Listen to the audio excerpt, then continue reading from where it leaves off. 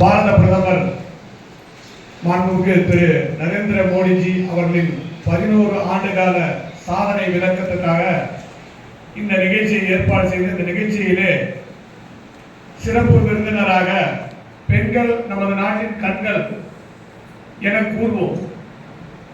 தமிழக பாரதிய ஜனதா கட்சியினுடைய மிக முக்கிய கண்களாக நம்முடைய அன்பு சகோதரி அவர்களுடைய சோசியல் மீடியாலாம் பார்த்தீங்கன்னா மிக சிறப்பாக இருக்கும். நான் இதை சும்மா சொல்லல, அவங்கள ஃபாலோ பண்ணிட்டு இருக்கிறதா சொல்றேன். நீங்களும் கூட அவங்கள ஃபாலோ பண்ணுங்க. ஒவ்வொரு விஷயங்களையும் அவங்க ரொம்ப நுணுக்கமா போட்டு இருப்பாங்க. அதனால தான் சொன்னேன், பாரதிய ஜனதாவோட கண் என்பது எது, அந்த சோசியல் மீடியாவை பார்க்கிறது. அன்பு சகோதரி திரு ஆனந்த பிரியா மேடம் அவர்களை அன்போடு வரவேற்கிறோம். அதே போன்று நம்முடைய மாவட்டத்தினை சீரும் சிறப்புமாகவும் மிகுந்த நிதானத்தோடும் மிகவும் பொறுமையோடும் வழிநடத்தி சென்று கொண்டிருக்கிற அன்பு சகோதரர் திரு சுந்தரம் அவர்களே, மாவட்ட பொதுச் செயலாளர்கள் அண்ணன் கேஜிஎம் சுப்பிரமணியம் அவர்களே, அக்கா பிரேமகுமாரி அவர்களே, மாநில அரசு தொடர்புத்துறை மாநில செயலாளர் அண்ணன் ஆர்சி பாலாஜி அவர்களே, இந்த நிகழ்ச்சியின் நோக்கமே, இந்த கருத்தரங்கம், அதாவது இந்த நிகழ்ச்சியின் நோக்கமே பார்த்தீங்கன்னா professionals, doctors, advocates, NGOs, teachers, இந்த மாதிரி வந்து ப்ரொஃபஷனல்ஸ் அவங்கள பேச வைக்கணும். பாரத பிரதமர் நரேந்திர மோடிஜி அவருடைய 11 ஆண்டு கால சாதனை அவங்களுக்கு என்ன தெரியும், அவங்களுக்கு என்ன கவர்ந்தது, அப்படி என்று பேசுவதற்காகவே ஏற்பாடு செய்யப்பட்ட இந்த நிகழ்ச்சி இது. இதிலே நம்ம அரசியலை பேச வேண்டாம் என்பது என்னோட தாழ்மையான கருத்து. பாரத பிரதமருடைய சாதனைகளை நம்ம எடுத்து சொல்லி, இப்போ அண்ணா ஆர்சி பாலாஜி சொன்னாங்க, இதை வந்து நம்ம வெளியில கூட்டம் போட்டு சொன்னாக்கா நிறைய மக்களுக்கு தெரியும்னு. இதுதான் உண்மை. இந்த கூட்டம் போட்டு நம்ம சொல்ல போறோம். அடுத்த நிகழ்ச்சிகள்ல பாரத பிரதமர் செய்யக்கூடிய அந்த சாதனைகளை மிக பிரம்மாண்டமாக இங்கே சொல்ல போறோம். அதே நேரத்துல நாம இங்க இருக்கக்கூடிய இந்த இடத்துல பாத்தீங்கன்னா ஒரு கண்காட்சி வச்சிருக்கோம். அந்த கண்காட்சியில பாத்தீங்கன்னா பாரத பிரதமர் 11 ஆண்டு காலமா செய்த அத்தனை சாதனைகளையுமே இருக்கும் இங்க வந்து ஒட்டி வச்சிருக்கோம். இந்த கண்காட்சியை நாம ஒவ்வொருத்தரும் அங்க போய் பார்த்து பாரத பிரதமர் என்னெல்லாம் செஞ்சிருக்காங்கன்ற அந்த விஷயத்தை உள்வாங்கி கிரகிச்சு அதை கொண்டு போயிட்டு நம்ம மக்களிடத்திலே, தலைவர் நம்ம சகோதரர் பிஜேபி குமார் சொன்ன போது டீ கடையில அரசியல் பண்ணுங்கன்னாரு. நாம முதல்ல தெரிஞ்சுக்கணும் பாரத பிரதமர் என்ன சாதனை செஞ்சாருன்றத நம்ம கட்சிக்காரங்க நிறைய பேருக்கு தெரியாம இருக்கும். நாம முதல்ல தெரிஞ்சுக்கிட்டு 4 பேர் இருக்கக்கூடிய அந்த டீ கடைகளில, முடிவெற்ற கடைகள்ல இந்த திருட்டு திராவிடம் வளர்ந்ததே எங்கன்னு சொல்லுவாங்கன்னா, இதுக்கு முன்னாடி இந்த டீ கடைகளிலும் இந்த முடிவெற்ற கடைகளிலும் தான் பேசிக்கிட்டே இருப்பான். அங்க இருந்து அப்படியே ஸ்ப்ரெட் ஆகி ஒவ்வொரு வீட்டுக்கும் ஒவ்வொரு கிராமத்துக்கும் அது போய் சேரும். அதே போல நாமளும் பார்க்கக்கூடிய நம்ம சகோதரிமார்கள் இருக்கீங்க, கடைக்கு போவீங்க, அந்த கடையில சொல்லுங்க பாரத பிரதமர் செஞ்ச இந்த விஷயம். ரேஷன் கடைக்கு போவீங்க, ரேஷன் கடையில கொடுக்கக்கூடிய அந்த இலவச அரிசி யார் கொடுக்கறது, பாரத பிரதமர் கொடுக்குறாருன்னு நம்ம சொல்லணும். அப்பதானே தெரியும் மக்களுக்கு. நம்ம எல்லாரும் போறோம், அந்த போகும்போது நம்ம என்னெல்லாம் முடியுமோ அதெல்லாம் நம்ம பாரத பிரதமரை பத்தி நம்ம பெருமையாகவும் அவர் செஞ்ச அந்த உண்மையான விஷயங்களை நம்ம கொண்டு போகணும். இல்லைன்னா ஸ்டிக்கர் ஒட்டிடுறாங்க. நம்ம சொல்லாம விட்டுறோம், என்ன பண்றோம், ஸ்டிக்கர் ஒட்டிடுறோம். இது வந்து இவங்களோட சாதனை, அவங்களோட சாதனை. உண்மையான சாதனை யார் செஞ்சது, உண்மையான சாதனை யார் செஞ்சது, பாரத பிரதமர் நரேந்திர மோடி. இதை உரக்க சொல்லணும், பாரத பிரதமர் நரேந்திர மோடிஜி வாழ்க. அதை சொல்றது கூட நம்ம கஷ்டமா இருக்கு பாருங்க. அவரை பத்தி தான் பேசிட்டு இருக்கிறோம். பாரத பிரதமர் நரேந்திர மோடிஜி சத்தமா, பாரத பிரதமர் நரேந்திர மோடிஜி சூப்பர். இதே மாதிரி இதே சவுண்டோட நாம பார்க்கக்கூடிய ஒவ்வொருத்தர்கிட்டையும் நம்ம பேசணும்னு வச்சுக்கலாம்.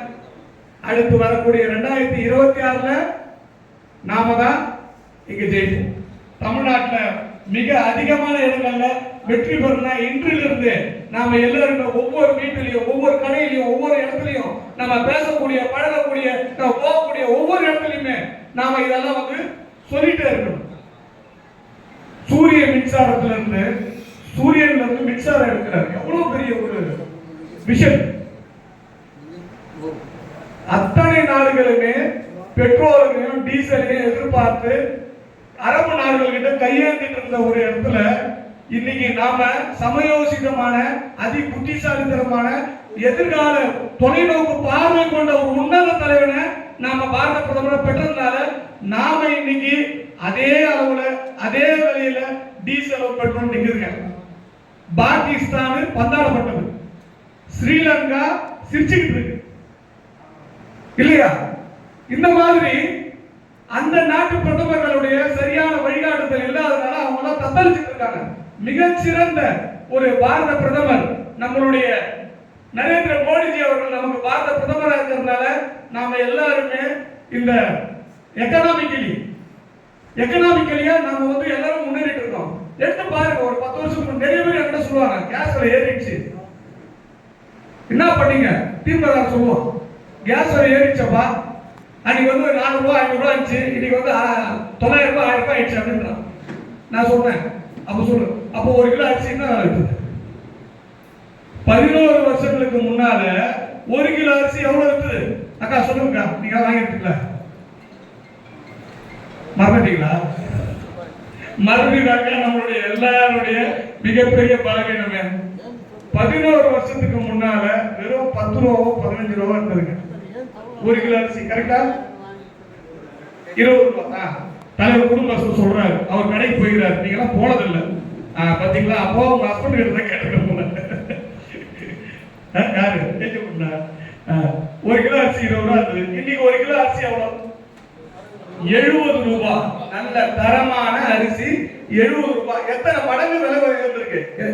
எத்தனை மடங்கு? 20 20 40 ஒரு மடங்கு, 60 2 மடங்கு, அப்போ 3 மடங்கு விலை ஏறி இருக்கு. அன்னைக்கு கேஸ் 400 ரூபாய் இருந்துச்சு, 3 மடங்கு ஆகணும்னா 800 1200 மேல போயிருக்கணும். இன்னைக்கு 1000 ரூபாய்க்குள்ள இருக்குல்ல, 900 ரூபாய் தான். அப்போ விலைவாசி கேஸ் வந்து உயர்வுடன் பார்த்துட்டு இருக்காரு நம்ம பாரத பிரதமர். இதை நம்ம சொல்லக்கூடாதா? ஏன்னா கேஸ் விலை கேஸ் கேஸ் கேஸ் தான் சொல்லுவோம், அதிகம் பண்றோம். அந்த இடத்துல நம்ம இந்த மாதிரி புள்ளிவர்களோட சொல்லும் பொழுது மக்களுக்கு புரியும். இன்னைக்கு சோசியல் மீடியா ஆகட்டும், தமிழக அந்த பத்திரிகைகளா இருக்கட்டும், மீடியாவா இருக்கட்டும், ஒரு மாயத்திரையை போட்டு வச்சிருக்காங்க. அந்த மாயத்திரையை நாம எப்படி உடைக்க முடியும்? நாம பயன்படுத்தக்கூடிய சோசியல் மீடியாவில் இதை பத்தி போடணும். இந்த மாதிரியான விஷயங்களை பாரத பிரதமரோட சாதனைகளை நாம எடுத்து சொல்லணும். எடுத்து சொல்லும் போது என்ன ஆகும்? மக்களுக்கு தெரிய வரும். மக்களுக்கு தெரிய வந்தா அது என்ன பண்ணுவாங்க? திமுக காரங்க ஓட்டுக்காக போகும்போது நான் இந்த சாதனை பண்ணேன் இதை பண்ணேன்னா பாய முடியாது. பாயப்போடு பண்ணது பாரத பிரதமர் சொல்லவே சொல்ல மாட்டாங்க. அதை யார் செய்ய வைக்கணும்?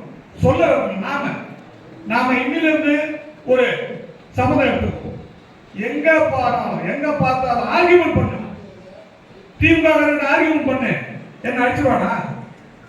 என்ன பண்ணுவான்? ஒன்றும் பண்ண முடியாது. நாம ஸ்ட்ராங்கா இருந்தா ஒருத்தர கிட்ட வர முடியாது.